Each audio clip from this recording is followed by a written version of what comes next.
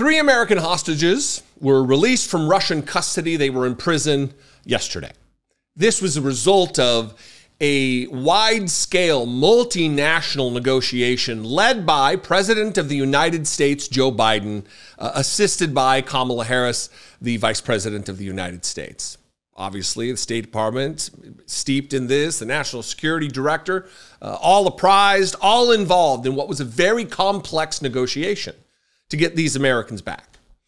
And one of the strategies of the Republicans, of Donald Trump specifically, is to flood the zone with absolute bullshit, lies, propaganda, because it doesn't matter to him if it can be proven wrong, as long as the MAGA base just bellies up to the bar and just spoons it in. That's what he wants. That's what he relies on. He knows that's going to happen. And he knows he'll be assisted by the propaganda outlets like Fox News and Newsmax and OAN and the New York Post and the Wall Street Journal and these other Rupert Murdoch-owned newspapers and outlets.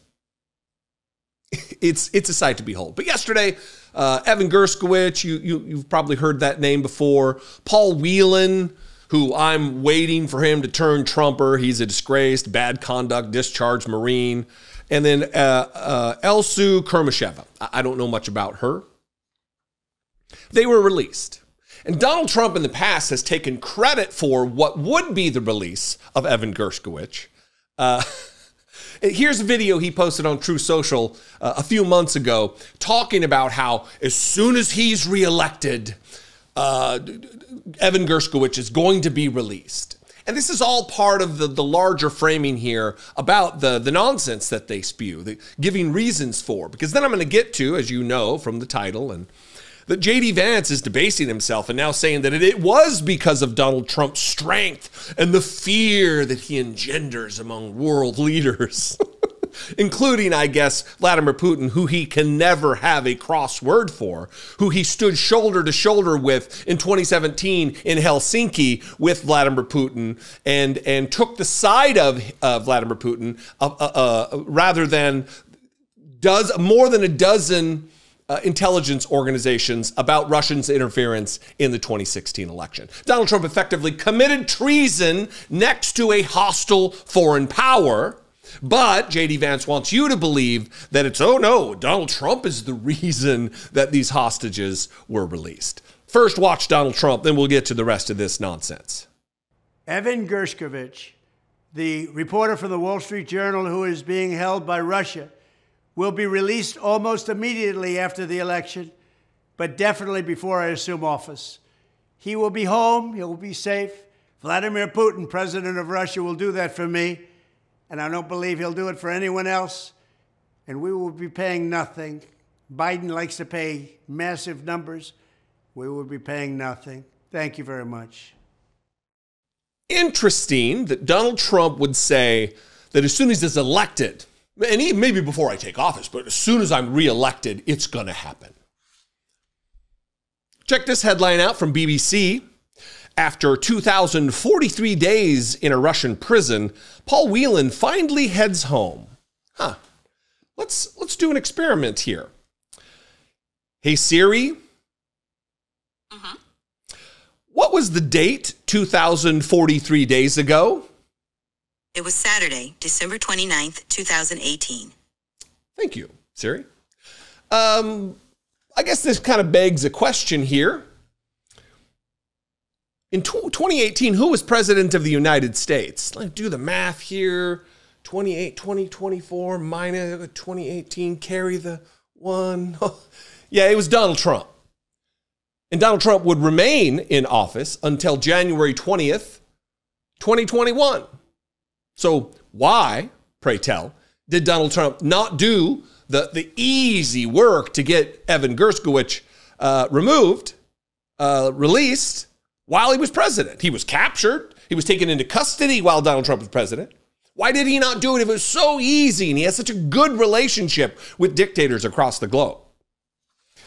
Well, if you ask J.D. Vance, and CNN did, what's his take on this? Of course, he absolutely just humiliates himself, all in service to the dear leader, and says it's because of Donald Trump's strength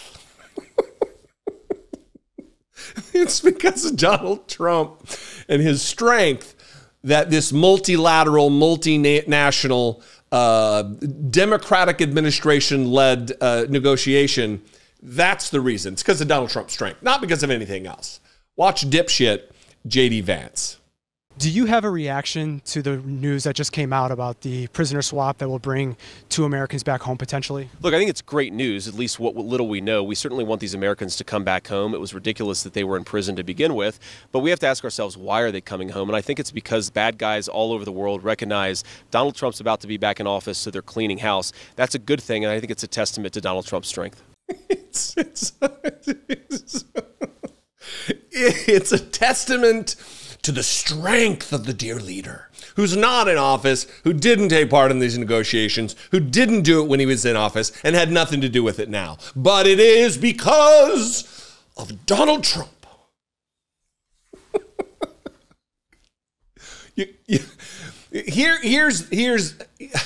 I'll leave this to Chris Murphy, who is a senator from Connecticut, a Democrat. A wise man, a good leader, a good and decent person. And he was asked by Caitlin Collins about this very answer, and this is what he had to say. I mean, listen, since Kamala Harris was named the presumptive nominee, they've been flailing. I mean, I have no idea what JD is talking about. As I mentioned, Donald Trump consistently did these exact kind of deals. And had he been in a position to have to negotiate for the release of these Americans, he would have had no allies to lean on. The reason we got this deal done is because we had friends. Donald Trump couldn't have asked the German chancellor to release Krasnikov. The phone would have been hung up before he even got the question out. The only leverage that Donald Trump would have if he gets elected is giving away Ukraine. Putin probably will be in a position to do some favors for Donald Trump because Putin will ask in return for America to abandon Ukraine and Ukraine to be handed over to Russia, which would be cataclysmic for U.S. national security. So it's just not true that Trump was any better negotiator, and it is true that there's no way Donald Trump or J.D. Vance could have pulled off this agreement because our allies will not pick up the phone when Donald Trump or J.D. Vance calls. That is fact. As much as the right likes to say that we are being laughed at now, the only nations that laugh at us are nations like Russia and North Korea and Hungary, like nations that are led by despots and dictators. They're not a fan of the United States.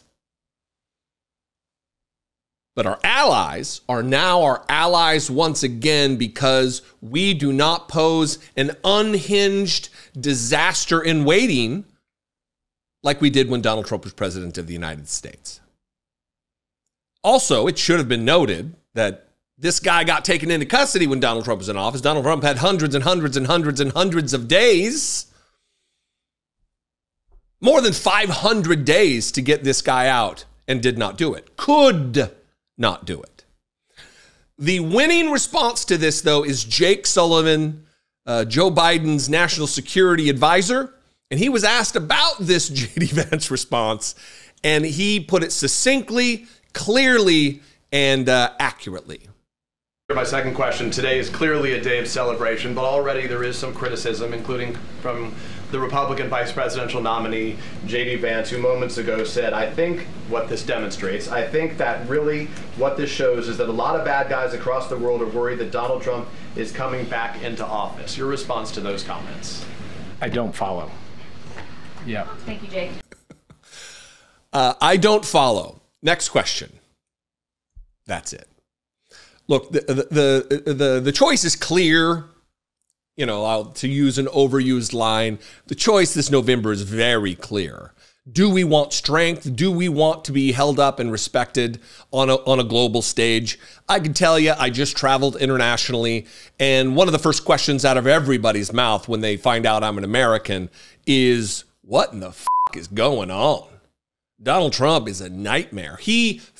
People do fear Donald Trump, but it's not because of some strongman persona. It's because he's an unpredictable psychopath. He may be legitimately sociopathic, and the world worries about that this is going to catch on globally, this trend toward fascism and autocracy. The choice is clear. Anyway, I'd love to know what you think about this. Did you catch this? Have you been following this? Let's talk about it in the comments. You can also call, leave me a voicemail, 714-576-4054. You can email me, daily@dollemore.com. Again, thank you very much for helping me get to 700,000 subscribers. If you're one of them, I appreciate you very much. If you're not, join the team. Follow me on social media. I'm also there at Dollemore. I'd love to see you. And I'll see you next time. Until then, be genuine. Take care of one another.